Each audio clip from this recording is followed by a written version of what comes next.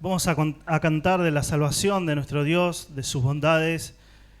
Es más grande de lo que nosotros podemos imaginar.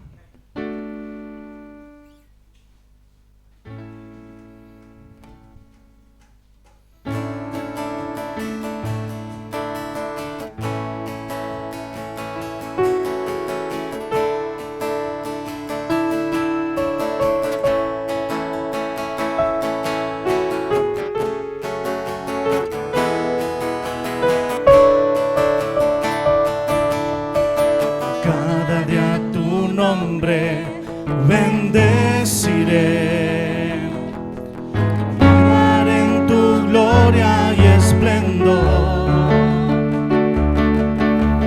en maravillas meditaré, de tu gran poder proclamaré, de tu salvación diré y de tus bondades, porque eres más grande de lo que imagino y más hermoso, Dios, de lo que he pensado. Oh, tú eres grande y digno de alabar. Las generaciones te cantarán, misericordia alabarán. Cantaremos juntos el Salvador, que vino y del pecado nos libró. Llenas nuestras vidas, por siempre te alabaremos, porque eres más grande de lo que imagino y más hermoso, Dios, de lo que he pensado. Tú eres grande y digno de alabar. Tú eres más grande de lo que imagino y más hermoso, Dios, de lo que he pensado. Porque eres más grande de lo que imagino y más hermoso, Dios, de lo que he pensado. Oh, tú eres grande y digno de alabar. Oh, tú eres grande y digno de alabar. Oh, tú eres grande y digno de alabar.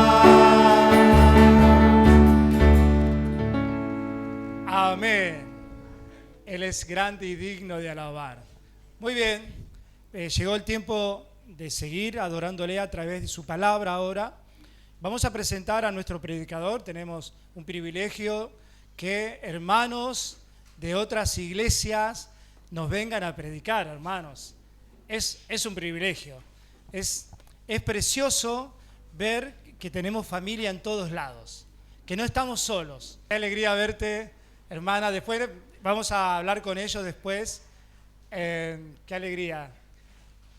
Decíamos que qué importante que tengamos iglesias que somos amigos, que somos hermanos, que podemos contar, que tenemos en líneas generales la misma doctrina, los mismos cánticos. Seguro que Eve y Sebas dice, esta ya la cantamos allá, ¿no? Y bueno, nuestro hermano Sebastián Preiti es un hermano que es diácono de la IBM de Cava, del pastor Dardo Oreandi y Gustavo Regalada, son los pastores, pero hay muchísima gente allá, hay muchos hermanos queridos que yo tengo el privilegio de conocer, junto con otros hermanos, como los hermanos Lázaro, que van cada vez, y tantos hermanos que van a visitar allá, se congregan, es una iglesia hermana, ¿sí? Y tenemos este privilegio. Lo estoy haciendo largo porque la verdad que es algo fuerte y muy lindo, ¿no? De contar con iglesias, porque no estamos solos. Ahora Sebastián es diácono de la iglesia, pero tiene un trabajo muy arduo en sociedades bíblicas. Así que Seba es un gran expositor de la palabra. Yo espero que no me hagas quedar mal ya que estoy diciendo esto. Sí, te estoy dando una talla alta. No, es un hermano fiel a las Escrituras. Por eso, y les comento algo, él no vino preparado para predicar. ¿En qué sentido le digo? No es que no se sepa el sermón que va a predicar, sino que él vino por un trabajo de su trabajo, ¿no es cierto?, de donde está trabajando, en Sociedades Bíblicas Argentinas. Así que le damos gracias. Sí, Eve y Seba, muchas gracias por tomar este micrófono ahora y bendecirnos, porque realmente él venía a trabajar. Así que, hermanos, cuenten con eso, tengan esa idea, aunque el sermón que él va a predicar, bueno, él lo va a contar. Así que, mi hermano, adelante. Seba, querido, adelante, ponete aquí. Vamos a orar por él, ¿sí? Señor, te damos gracias en esta mañana que nos has dado este regalo inmenso de que venga Sebastián, Eve con nosotros, Señor, y a bendecirnos con tu palabra.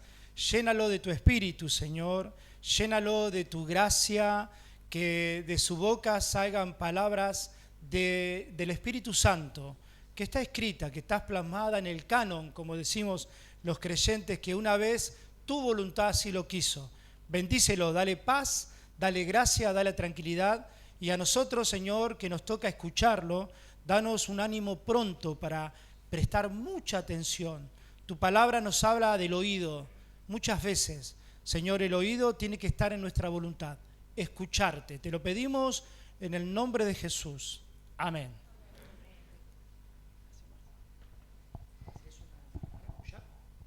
No, sí está bien. Sí. Bueno, buen día. ¿Cómo están, hermanos?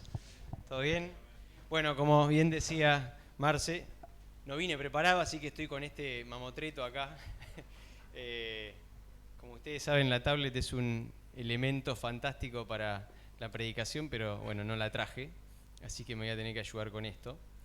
Y les pido que abran sus Biblias en Ezequiel 18.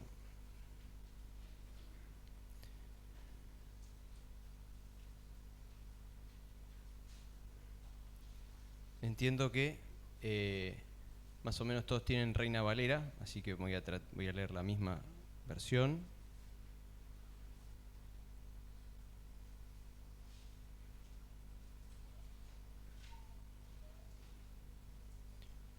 Bueno, vamos a poner Reina Valera.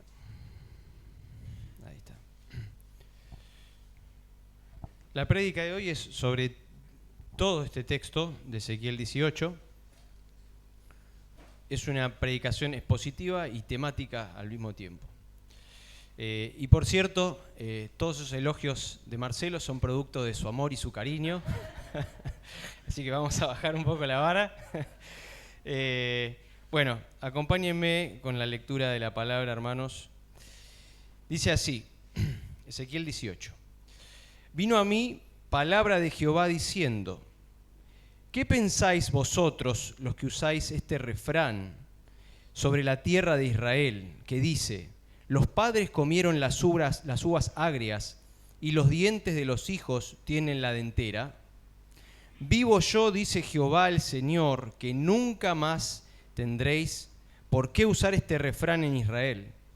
He aquí que todas las almas son mías, como el alma del Padre, así el alma del Hijo es mía. El alma que pecare, esa morirá.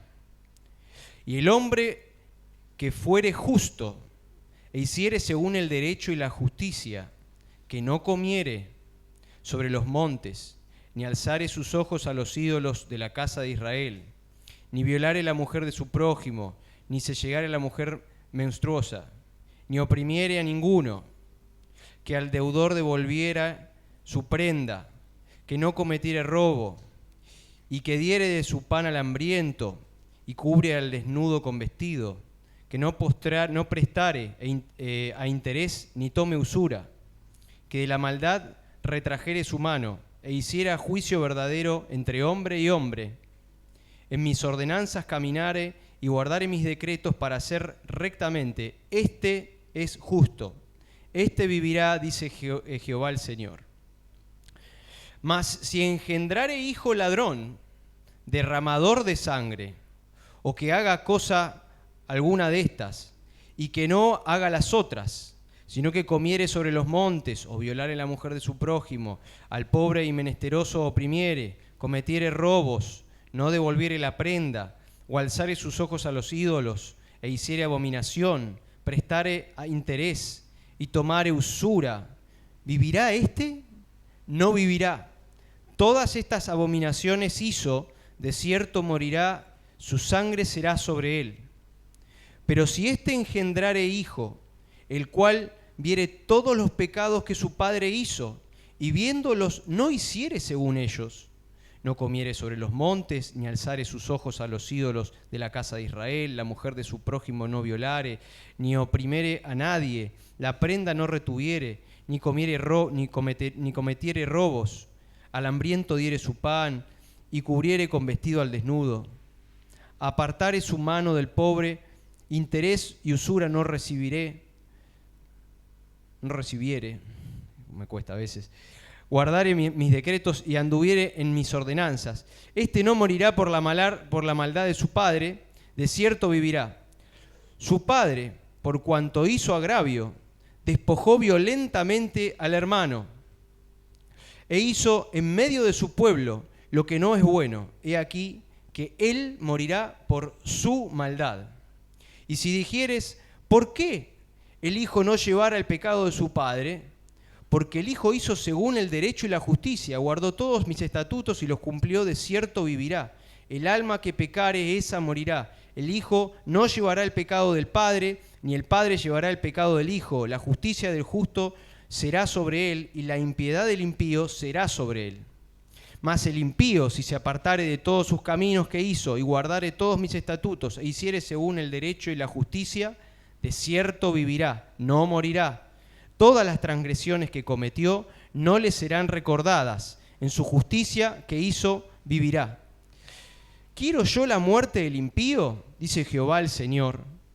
¿No vivirá si se apartare de sus caminos? Mas si el justo se apartare de su justicia y cometiere maldad, e hiciere conforme a todas las abominaciones que el impío hizo, ¿vivirá él?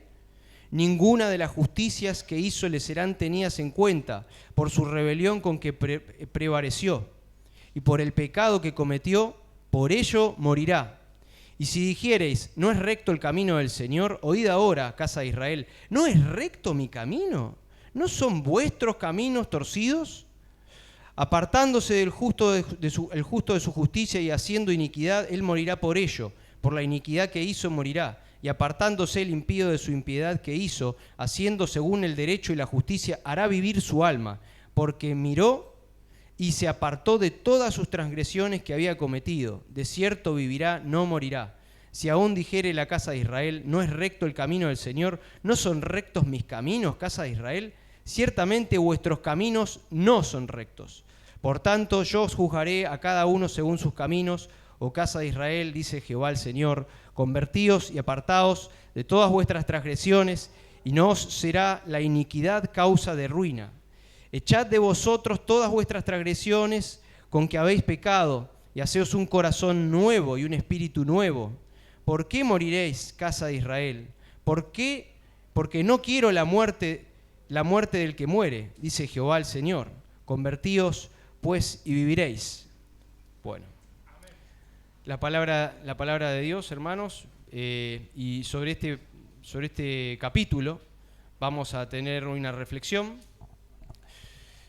Y la realidad es que el tema es un tema complejo, es un tema sensible. No son muchos, ciertamente, los predicadores que quizás lo abordan, y quienes lo hacen y lo hacen bien, como por ejemplo el doctor MacArthur, que ya pasaba la presencia del Señor. Quizás se toman una serie de varias predicaciones para poder hacerlo. Así que vamos a tratar de condensarlo en una predicación y tratar de llevarnos las ideas más importantes, que creo que podemos lograrlo. Dicho esto, el tema, como les mencioné, es un tema sensible. No sé si algunos vieron el título de la prédica, es La justicia social frente a la justicia del Evangelio. ¿Y por qué es un tema sensible? Hace poquito tuvimos, hace 2 fines de semana atrás, tuvimos, no sé si alguno estuvo en el encuentro en Lobos, que se hizo en el Instituto IDEAR, que lideró Alejandro Pelufo, y hubieron como 80 o 100 hermanos que estuvimos ahí presentes, y fue todo una conferencia sobre la justicia social. Súper interesante. ¿Y por qué es importante este tema abordarlo en la iglesia? Primero porque la Biblia habla respecto de esto, Dios habla respecto de este tema. Es un problema latente, vigente y popular en el día de hoy, y como toda idea que está en el mundo y que la podemos ver plasmada a veces de formas muy inocentes o de una forma muy enmascarada, puede pasar en una película, puede pasar en una imagen, puede pasar en un discurso, puede pasar en charlas con amigos, con familiares, y puede pasar con charlas dentro de la iglesia. Lo que vamos a ver es que el concepto de la justicia social es un concepto que suele ser abstracto. No es un concepto muy bien definido, porque hay muchas personas que le asignan un significado distinto. Entonces, no vamos a ir al diccionario y encontrar una definición homologada y homogénea sobre lo que es la justicia social. Entonces puede ser que algunas personas por justicia social interpreten una cosa y otros interpreten otra cosa diferente. Y puede ser que algunas interpretaciones tengan realmente muy buenas intenciones, y hasta también puede ser que la interpretación del concepto de justicia social en cierta manera la interprete desde una mirada hasta bíblica. Pero la realidad es que hoy el discurso dominante que define el concepto de justicia social en el mundo en el que vivimos hoy presente, no es el concepto bíblico. Y el contraste que vamos a generar y que vamos a buscar poner frente a la palabra de Dios es esa definición. Vamos a hablar de la justicia social que el mundo entiende por justicia social y no lo que la Biblia podría llamar justicia social, que no es un término bíblico, valga la aclaración, ¿sí? Es una inferencia y es un concepto que ha sido armado y construido por los hombres, no es un concepto que emerge literalmente de la Biblia. ¿Okay? Bueno, así que lo que vamos a tratar de hacer es separar esta predicación en 3 grandes puntos. Lo primero es tratar de entender qué es la justicia social, qué dice Dios al respecto. En segundo lugar, vamos a ver cuáles son las consecuencias de la justicia social y esta ideología, pues es una ideología. Y en tercer lugar, vamos a ver entonces cómo es la justicia divina, la justicia de Dios, la justicia bíblica. Lo que tenemos que entender también para aclarar es que el concepto de justicia social suele estar sumamente politizado. Y lo que parece es que a veces cuando hablamos de justicia social estamos hablando de política. Pero hay que entender de que en realidad funciona al revés. La política legisla e instrumenta en forma práctica ideas, ideologías. Y la justicia social, que viene del socialismo, viene del marxismo, no es una idea nueva, pero es una idea que ha cobrado mucha fuerza y la política lo ha adoptado y la ha puesto en práctica. Y de hecho lo que vamos a ver es que en sí misma la ideología de la justicia social requiere por necesidad politizarse y ser utilizada a nivel gubernamental, ¿sí? Tiene mucho que ver con eso. Ahora, esto está lejos, quiero aclarar por las dudas, porque vamos a ver algunas similitudes con algunas charlas o algunos discursos que pueden parecer Agustín Laje o la batalla cultural. Esto no tiene nada que ver con eso, ¿sí? No tiene nada que ver. No y sí. Porque hay algunas verdades que quizás la Biblia las rescata. Lo que pasa es que el enfoque es totalmente distinto. Esto es el enfoque de la palabra de Dios. No lo que los hombres piensan acerca de algo, aunque sea intuitivo. Lo que queremos es ver a la luz de la palabra de Dios qué es lo que el Señor nos enseña sobre esto. Y lo primero que vamos a ver es que el concepto de la justicia social no es un concepto nuevo, en realidad. Lo que opera detrás, las ideas que están detrás, los mecanismos que están detrás, no son nuevos. Son mecanismos que en realidad son casi tan viejos como el ser humano y su caída.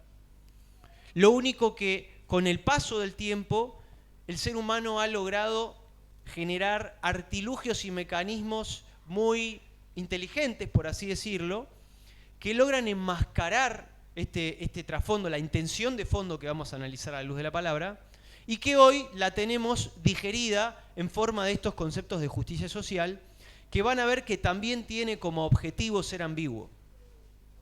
Porque en la ambigüedad muchas veces utilizamos algunas verdades que funcionan como un vehículo que permita que una mentira penetre y termine generando confusión. Y eso es lo que este tema ha logrado en la vida de muchas personas y muchas iglesias. Yo quiero decirles que el tema de la justicia social es un problema en muchas iglesias. Estoy seguro de que no es un problema en esta iglesia porque conozco la doctrina, pero hermanos, hay muchas iglesias que han sido gravemente confundidos. Y existen hoy predicadores de los cuales incluso sé que todos nosotros leemos incluso sus libros y que han llegado a afirmar de que sin justicia social no hay evangelio. Y eso, hermanos, les digo, es un error grave. No quiero decir que esos hermanos no sean creyentes, pero digo que es un error grave. Y la iglesia tiene que estar atenta a los vientos de doctrina de estos tiempos para tener las defensas altas e identificar dónde hay falacias y dónde hay mentiras sutiles que a veces pueden parecer bondadosas, lindas y no son bíblicas. Así que la idea es que esto nos prepare para poder entender mejor, a la luz de la palabra de Dios, qué es lo que sucede alrededor nuestro. Bueno, hay una confusión muy práctica. Yo les dije que parte de la estrategia de introducir estas ideas tiene que ver con la ambigüedad, con definiciones poco claras. Cada uno le puede dar un poquito, la puede correr para un lado, la puede correr para el otro. Y el gran problema ya empieza por el nombre, justicia social. Es un nombre que suena súper bíblico, parece sano, parece bueno, ¿cierto? Justicia social. Habla de justicia, habla de sociedad. No puede estar mal esto. Pero la realidad es que justicia social es una ideología y una sociedad justa es una descripción. Y son cosas muy diferentes. La Biblia aboga por una sociedad justa, pero no justicia social, que es un mecanismo generado por los hombres para lograr esa supuesta sociedad justa que al mismo tiempo define por sí misma lo que una sociedad justa debería ser. ¿Me siguen hasta acá? Ahora, es el Señor el quien define lo que una sociedad es justa. El primer punto que vamos a ver ahora es el siguiente, y vamos a entrar en el análisis del texto. Pero la justicia social, como vamos a ver, dos grandes ejes sobre los cuales se puede definir. El primero tiene que ver con la supremacía de lo colectivo y lo social por sobre el individuo. ¿Me siguen? Lo social y lo grupal están por sobre el valor individual de la persona, ¿sí? Ese es el primer punto que vamos a ver ahora. Esto somete al individuo por debajo de un grupo. Y esto es un grupo que es un grupo muchas veces sin una definición clara. Un grupo medio abstracto, un conjunto de personas. Y es un mecanismo que lo que intenta hacer es diluir o deslindarse de la responsabilidad individual. Y atribuye esa responsabilidad a grupos genéricos muchas veces. Y le echan la culpa.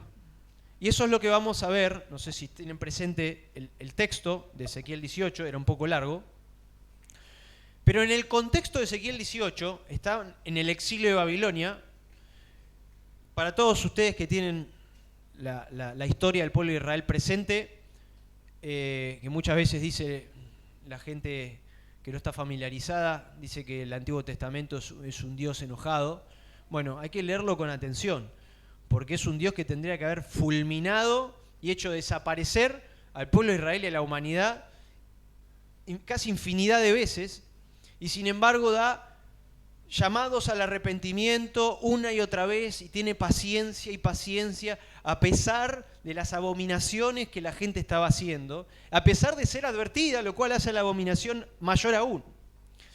Bueno, llegamos a Ezequiel 18. Finalmente viene un juicio. El pueblo de Israel es exiliado. Y acá, ¿qué es lo que pasa? Empieza entonces el pasaje de hoy. Dice, entonces vino a mí la palabra. Yo, perdón que tengo la Nueva Biblia de las Américas acá para leerlo. Entonces vino a mí la palabra del Señor. Y dice, ¿qué quiere decir? ¿Qué quieren decir ustedes al usar este proverbio acerca de la tierra de Israel que dice, los padres comen las uvas agrias y los dientes de los hijos tienen la dentera? Ya empieza Dios medio molesto. Y después Dios intensifica el tono y deja muy claro lo que está queriendo acá hacer ver. Dice, ¿qué quieren decir ustedes al usar este proverbio? ¿Qué es lo que quieren decir? ¿Entienden lo que dice el proverbio, no? Nuestros padres se mandaron una macana y ahora nosotros tenemos que pagar los platos rotos. Eso sería más o menos un poquito más en criollo. Ese es el proverbio, la frase o el refrán que estaban usando en ese momento el pueblo. Y acá lo que están haciendo es culpar a las generaciones anteriores. Ellos no tienen ninguna responsabilidad, ellos no son malos, ellos no son pecadores, ellos merecen algo mejor. Son los de antes los que hicieron todo mal. Pero si recordamos, este es el patrón, este es el mismo patrón de toda la historia del pueblo de Israel. Así que lo que vamos a ver acá, después cuando sigue en el verso 3, el Señor profundiza más. Dice, vivo yo, declaración fuerte del Señor, declara el Señor, que no volverán a usar más este proverbio en Israel. Todas las almas son mías, tanto el Padre, la generación anterior, como el alma del Hijo, la generación presente en este momento. Mías son. El alma que peque morirá. No importa si fueron los padres o si son ustedes. El alma que peque morirá. Lo que está mostrando el Señor acá es que ellos se están victimizando. Y esa es una de las palabras claves que si alguien está tomando nota, llévense esta palabra. La victimización. Este es el primer problema que empezamos a ver. Victimizarse significa que alguien me hizo algo, yo no tengo la responsabilidad es de otro u otros. Ahora ellos tienen que pagar por los pecados que han cometido otros. Esa es la situación que está pasando acá. Y el Señor está dejando en claro de que Él no está juzgando de esa manera. Él dice que el alma que peque morirá. Padre o hijo, no importa. El tema es que acá, cuando está este reproche, porque esto es un reproche, es una queja, es un reclamo, el reclamo, ¿hacia quién creen ustedes en última instancia que está siendo hecho? ¿Hacia quién está siendo elevado? A Dios. El reclamo es hacia Dios, la afrenta es hacia Dios. Por eso el enojo de Dios. Ahora, todo esto no es algo nuevo. En Génesis 3 habían solamente 2 seres humanos. ¿Y la culpa de quién fue? Así dice Adán cuando lo fue a confrontar el Señor, ¿no? En la caída. La mujer que tú me diste por compañera me dio del árbol y yo comí. Fue la que tú me diste.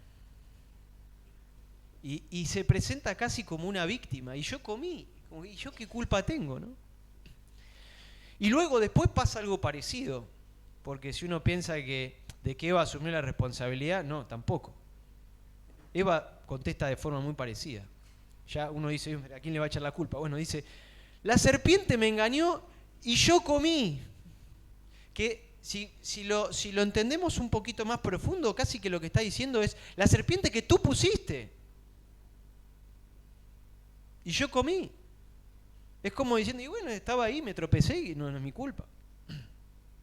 Entonces, el ser humano caído tiene el profundo deseo de deslindarse de su pecado. Y los mecanismos, que hay varios, no solamente la justicia social, pero hay varios mecanismos que el ser humano utiliza para victimizarse, deslindarse de la responsabilidad y sentirse autojustificado. Yo no tengo nada de qué pedir perdón. Si no es mi culpa, ¿yo qué tengo que ver? Pero el problema de fondo que estamos viendo, y que no solamente en el texto de Ezequiel o en Génesis 3, el problema de fondo es que los reclamos terminan siendo siempre para con Dios. ¿Y por qué decimos esto? Porque bíblicamente el ateo no existe. El ateo, le voy a corregir una definición que quizás se promueve mucho. El ateo es el que no cree en Dios. No, mentira. Mentira. El ateo es el que promueve una religión que niega a Dios. No que no cree en Dios. Sabe que Dios existe. La Biblia es muy clara. Todos saben de la existencia de Dios. Todos. Y en última instancia, nuestros berrinches y nuestros reclamos, en última instancia terminan siendo para con Dios. ¿Cuánta gente han conocido que está enojada por cosas que les ha pasado en la vida? Y entonces dice, yo estoy enojado con Dios. Pero como si vos no vas a la iglesia, si vos no crees en Dios. Ah, pero de repente creen en Dios. ¿No les ha pasado alguna vez escuchar esos casos? Bueno, lo que vamos a ver ahora es este mecanismo que ideologías como el socialismo y el marxismo han logrado pulir y que han llegado al día de hoy en forma bastante fuertes. Y es un modelo que arma dos grupos: las víctimas y los opresores. Y pone a la gente, nos pone a nosotros, en una dicotomía, falsa dicotomía, en una falacia, donde tenemos que sí o sí pertenecer a uno de estos dos grupos. O sos víctima o sos opresor. Esa es la cosmovisión socialista marxista de la justicia social. ¿Me siguen? Es la forma en la que ven el mundo. Lo que hace es trasladar la responsabilidad individual sobre otros. ¿Y cuál es el vehículo redentor? ¿Qué es lo que, según esta cosmovisión, va a lograr redimir el problema y generar una solución y llegar al mundo de una utopía perfecto? Es muy loco, pero lo que ellos plantean es que es el conflicto. Ellos promueven al conflicto como el vehículo de redención, una rebelión, donde hay que cambiar. El oprimido debe oprimir al opresor. Qué paradójico, ¿no? No está deseando algo bueno. No. Hoy somos oprimidos por opresores. Hay que oprimir al opresor. Básicamente hay que hacer lo mismo que ellos hacen, pero hay que darlo vuelta.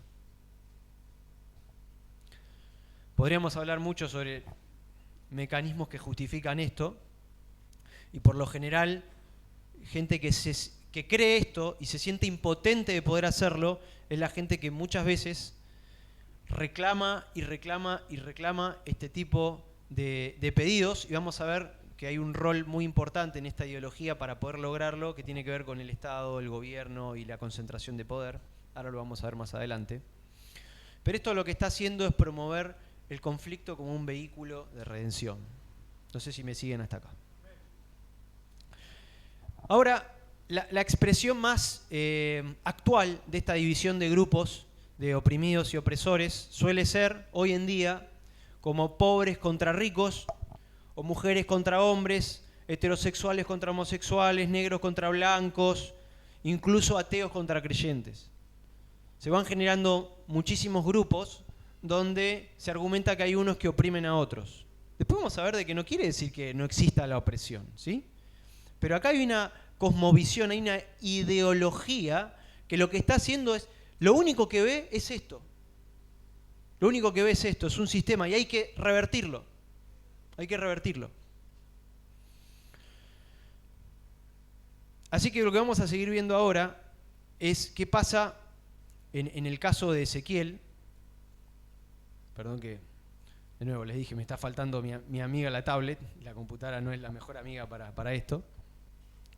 Pero lo que vamos a ver ahora es cómo funciona este sistema propagandista, que lo que también intenta hacer es a todos estos conceptos están siempre disfrazados, ¿sí? El diablo nunca viene diciendo, te voy a matar.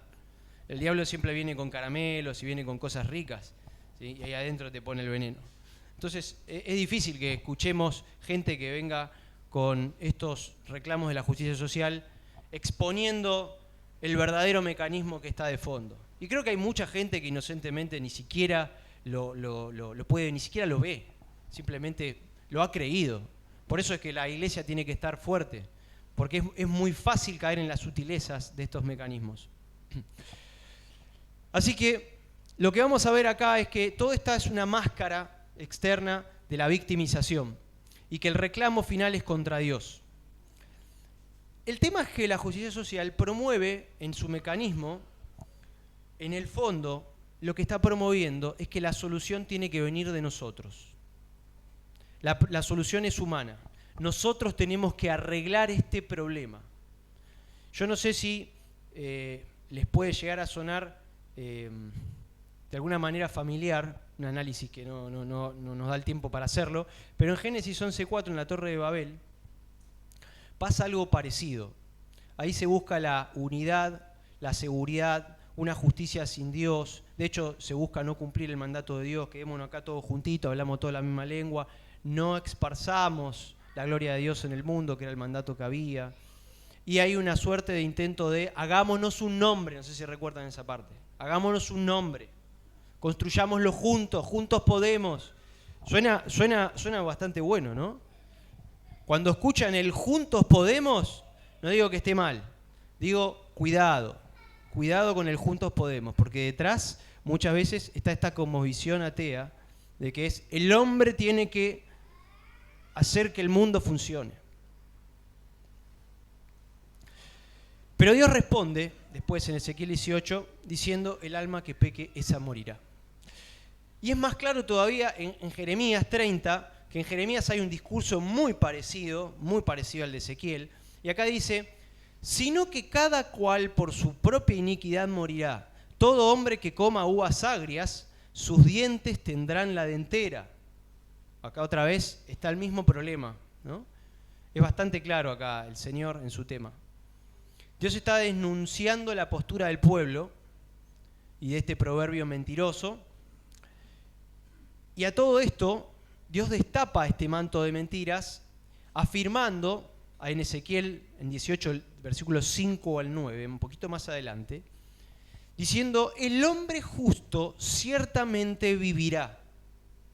Y describe ese hombre justo, que dice que vive según los estatutos de Dios, practica el derecho y la justicia, no adora ídolos, no deshonra a la mujer del prójimo, no oprime a nadie, no roba, comparte con el hambriento y el desamparado. Y en el versículo 10 al 13, en contraposición, describe al violento e injusto, culminando diciendo esto, ¿no? Que dice que no vivirá y que su sangre sobre él está.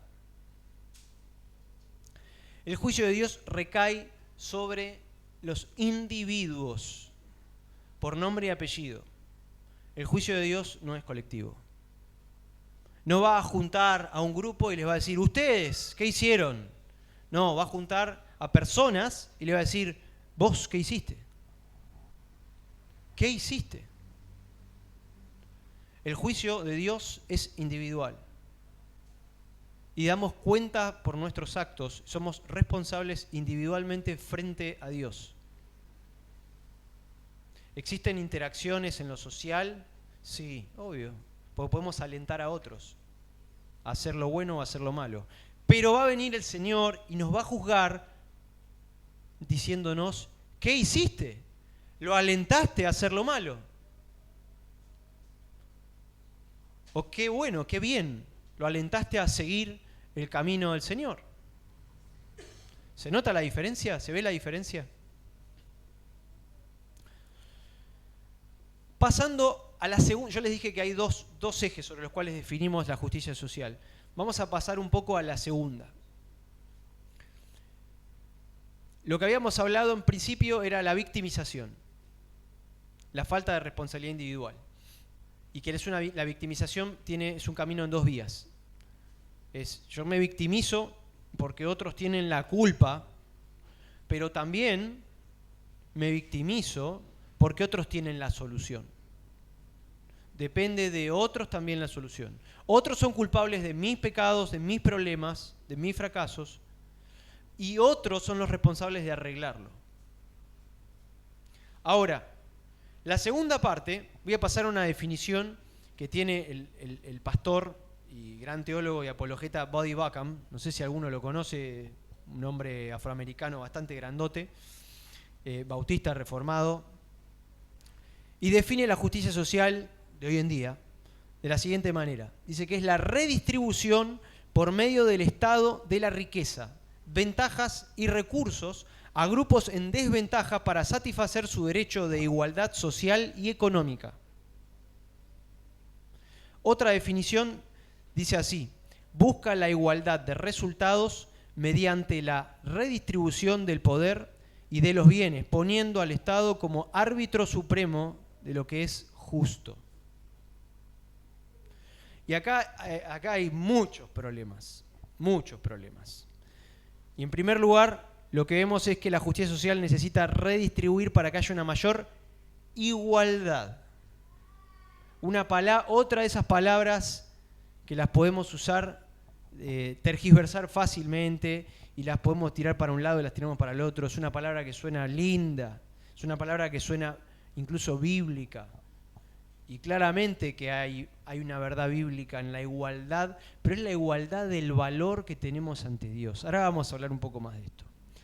Pero les voy a traer una historia que justamente ejemplifica muy bien lo que este pastor Voddie Baucham nos da en su definición. Resulta que hace unos años, en una universidad muy prestigiosa de Estados Unidos, había un grupo, no sé si ustedes saben, pero en las universidades de Estados Unidos está plagado el tema de la justicia social. Es prácticamente el evangelio de las universidades en Estados Unidos, y encima las más prestigiosas es la justicia social.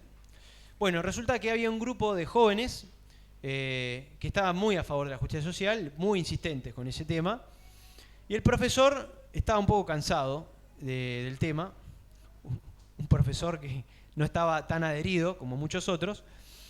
Y entonces lo que hizo fue hacerle una propuesta a los alumnos. Le dijo, bueno, vamos a implementar la justicia social para nuestra clase. Lo que generó fue en los alumnos alegría, ¿no? Fue como, vamos todavía, buenísimo, espectacular. Aguante el profe. Eso fue lo que pasó al principio. Pero resulta que el profesor les explicó cómo va a funcionar esto en la práctica. Y dice que lo que iba a hacer era entonces redistribuir las notas de los alumnos. Entonces dice, bueno, el que se saca un 10 y el que se saca un 4 compartirán las notas, entonces vamos a terminar teniendo una nota promedio. Todos vamos a tener la misma nota. Nadie va a tener un 10 y un 4 o un 1. Vamos a tener la misma nota todos. Esto, por supuesto, se imaginan que generó reacciones contrapuestas, ¿no? Los que estudiaban y querían tener un buen promedio se dieron cuenta de que esto no funciona. Mientras que los que apenas estudiaban estaban sumamente contentos. Buenísimo. Ahora, se implementa. ¿Qué se imaginan con el sentido común que un niño puede tener? ¿Qué pasó? ¿Ustedes creen que el promedio de la clase subió o bajó? Al piso. Los que estaban estimulados para estudiar, ahora sus estímulos cayeron. Y los que no estaban estimulados antes, no tenían su propia motivación para estudiar, ahora mucho menos. Ya está, listo. Con lo que haga otro, por lo menos al 4 llego. Entonces, es interesante. ¿Se ve en la práctica cómo funciona el mecanismo? Acá lo que vemos es que el problema de la justicia social redefine el estándar de justicia. Y dice que la justicia es una igualdad de resultados. no de valor. Claramente que utiliza el concepto de la igualdad de valor como escudo, pero en realidad lo que está buscando en la práctica es una igualdad de resultados. Y por lo general la igualdad de resultados es solicitada por los alumnos que estudiaban poco, que sacaban 4. Eso suele ser. En lugar de decir, tengo que salir de esto estudiando más, la respuesta es, otro tiene que darme para yo salir. Se está desligando de su responsabilidad, ¿sí? ¿Se entiende? Así que cuidado con comprar las consecuencias lógicas de esta ideología, porque a veces estas ideologías plantean algunos puntos que parecen de nuevo nobles o veraces, pero el problema es que una vez que caigamos y compremos una parte, no nos damos muchas veces cuenta y compramos todo un paquete de otras ideas subyacentes. Dice Sproul que las ideas tienen consecuencia. Significa una idea construye sobre otra. Entonces por eso es que es delicado y es por eso también que grandes teólogos respetados han llegado a caer en esto. Así que el tema es respecto de la igualdad. ¿Quién dijo que tenemos que ser iguales? ¿Quién dijo que tenemos que ser iguales? ¿Dios dijo que tenemos que ser iguales? Bueno, yo le voy a decir lo que dice Dios. Voy a sacar de lado de que todos somos hechos a imagen y semejanza de Dios y tenemos el mismo valor frente a Dios. Pero ¿qué dice Dios respecto de igualdad en los resultados, en los recursos? Así es lo que dice Dios en su palabra. Dios da talentos de diferentes medidas según su capacidad, capacidades que también da Dios. Dios hizo al rico y al pobre, Proverbios 22:2. Dios hizo al sano y al enfermo, Éxodo 4:11. ¿Quién dio la boca al hombre? ¿O quién hizo al mudo, al sordo, al que ve y al ciego? ¿No soy yo Jehová? Él quita y pone reyes, Daniel 2:21. Y viene este pasaje en 1 Corintios 7:21. ¿Fuiste llamado siendo esclavo? ¿Qué dice el Señor? Rebelate, a sangre, salí. No, dice, no te preocupes. No te preocupes. Pero si puedes hacerte libre, procura más bien aprovechar la oportunidad. No sé si entienden acá la idea profunda que hay detrás, que contrasta una mirada con otra. Dios es soberano sobre nuestra situación. Dios está en control. Es por eso que acudimos a Dios, no a la fuerza de los hombres o de los sistemas políticos. Acudimos a Dios, porque lo reconocemos a Él como el soberano. Él da, Él quita y vuelve a dar. Historia de Job, bastante interesante al respecto, ¿no? Entonces, no tenemos que poner nuestra esperanza, como la justicia social intenta hacerlo, que es en la fuerza de los hombres juntos o tratando de buscar poner autoridades y gobiernos que ejerzan esa fuerza por ellos. Ahora, no obstante, hay una advertencia muy fuerte de parte del Señor. Y el cristiano siempre tiene que estar discerniendo y teniendo pesos y contrapesos, ¿no? Hay una advertencia porque el Señor dice que nosotros somos administradores también. Así como decimos que el Señor da, el Señor quita, y existen diferencias entre nosotros, el Señor sí nos alienta a que nosotros, como administradores, utilicemos esos recursos y esas ventajas en favor de otros. Eso es una realidad. Lucas 12, 47, 48. Porque todo aquel a quien se le haya dado mucho, mucho se le demandará, y al que mucho se le haya confiado, más se le pedirá. Ahora, lo que vamos a ver es que la gran diferencia que hay acá, y que muchas veces genera mucha confusión, se utiliza en algunos pasajes de Hechos, incluso donde en la iglesia primitiva los creyentes vendían todo y a nadie le faltaba, y se utiliza para incluso dar soporte a la justicia social. Pero vamos a ver de que la justicia social habla de otra cosa. Habla de una igualdad de riquezas, de ventajas, pero de manera forzada. Eso se llama redistribución forzosa. Y eso no es lo que promueve la palabra de Dios. Esto es lo que promueve la palabra de Dios. Miren, les voy a dar 3 pasajes bíblicos que ejemplifican muy bien lo que Dios dice acerca de cómo debemos ser generosos y bondadosos con los demás. Dice, Éxodo 25:2, dile a los israelitas que tomen una ofrenda para mí, de todo aquel cuyo corazón le mueva a hacerlo. Nunca es decirle a los israelitas que pongan su plata en una bolsa y me la den. No. Dice, de aquellos de cuyo corazón les mueva a hacerlo. Primera Crónicas 29:9. Entonces el pueblo se alegró porque habían contribuido voluntariamente, porque de todo corazón hicieron su ofrenda al Señor. Segunda Corintios 9:7. Que cada uno dé como propuso en su corazón, no de mala gana ni por obligación, porque Dios ama al que da con alegría o al dador alegre. La generosidad, por definición, es un producto de la voluntad propia. En el momento en el que alguien te impone ser generoso, te quitó toda oportunidad de serlo. ¿Se entiende la lógica? Si yo te estoy poniendo a punta de pistola, dale plata a esa persona, y vos querías hacerlo, ya no estás siendo producto de tu generosidad, estás siendo producto de un mecanismo forzoso que te está forzando a hacerlo. Es coercitivo.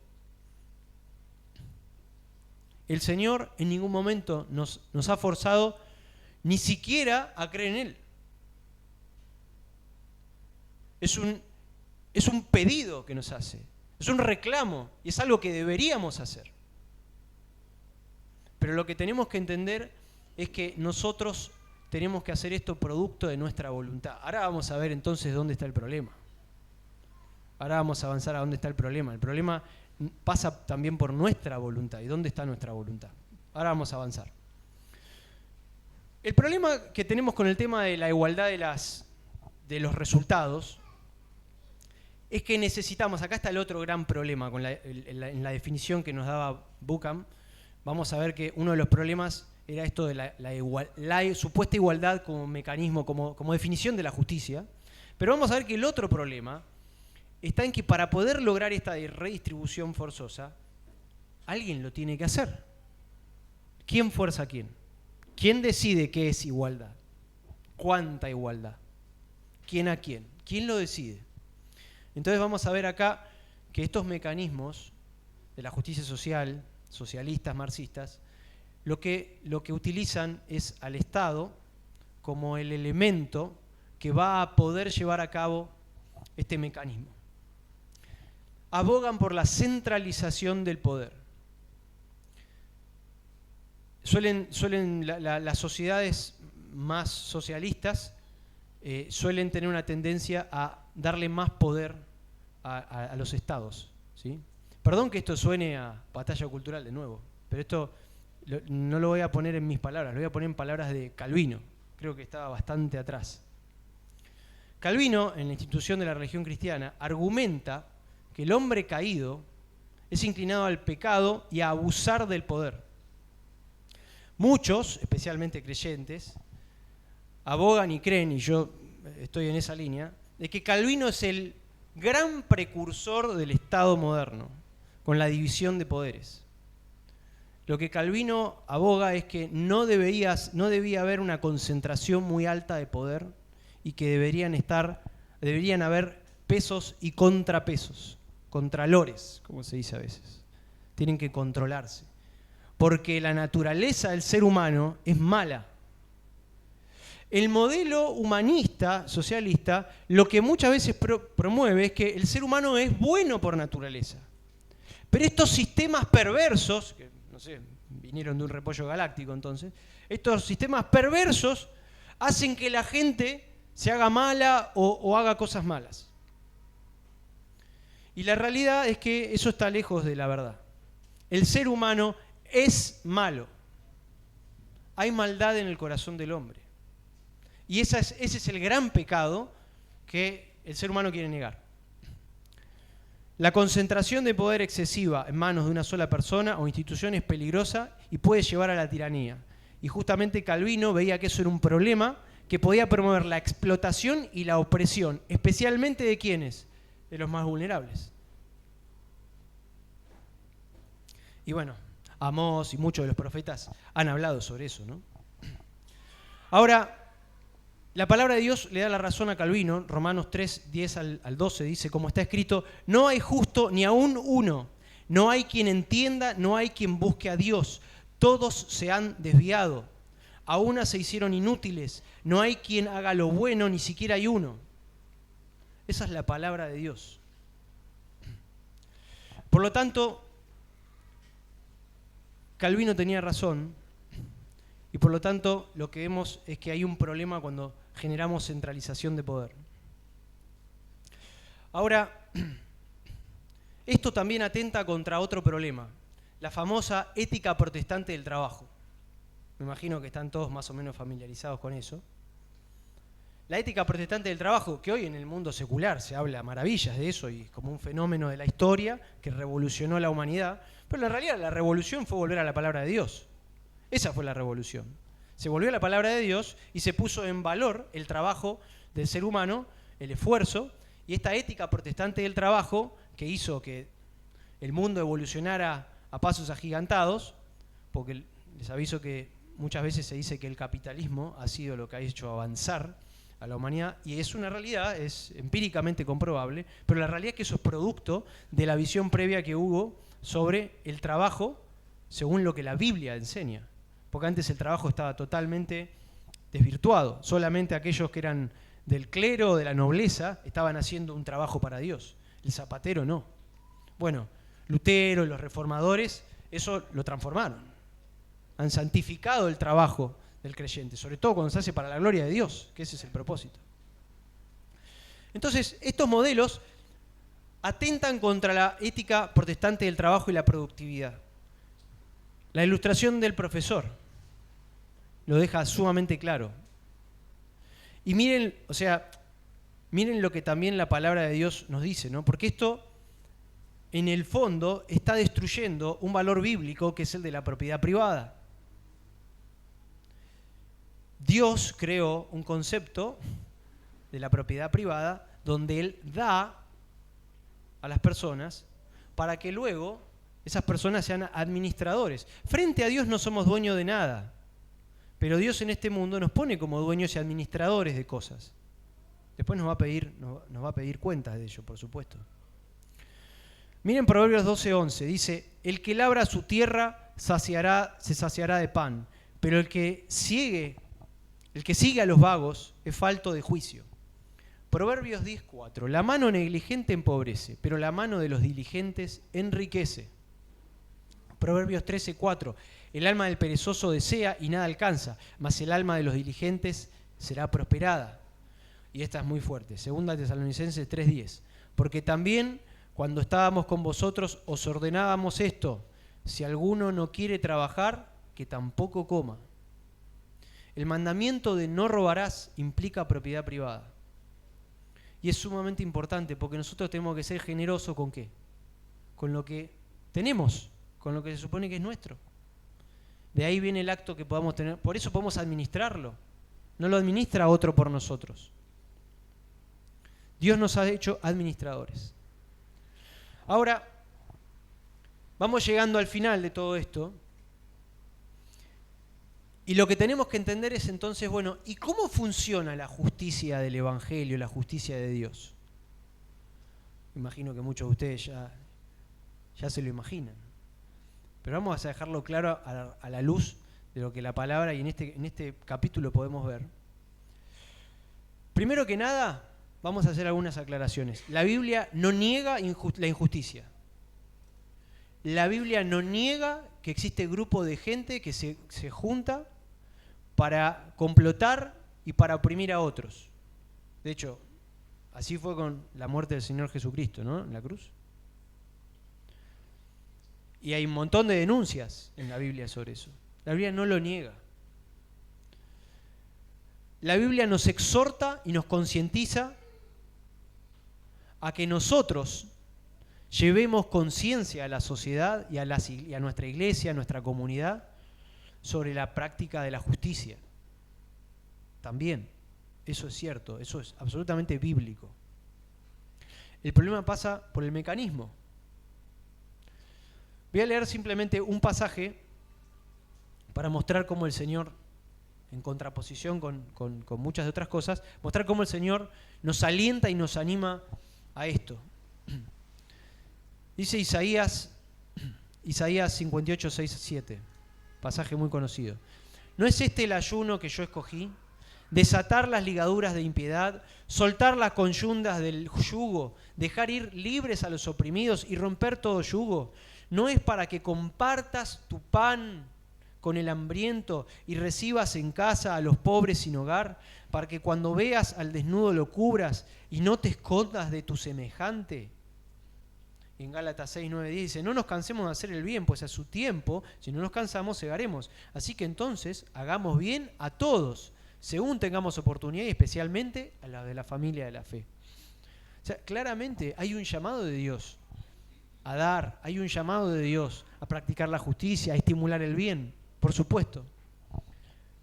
Pero el problema está en el mecanismo. ¿Cuál es el mecanismo? Y la realidad es que también es cierto que en la Biblia encontramos juicio de Dios sobre grupos. Hay un juicio a grupos y sociedades. El pueblo de Israel sufrió un juicio conjunto. Pero acá está la diferencia. Si yo veo que Dios es soberano sobre mi situación, mi actuar, a pesar de que mi pueblo sea exiliado, y tenemos un caso, por ejemplo, podemos hablar de nuestros hermanos venezolanos. ¿Cuántos han migrado para acá u otro país porque han tenido que huir? Y quizás ellos eran hermanos fieles y piadosos al Señor.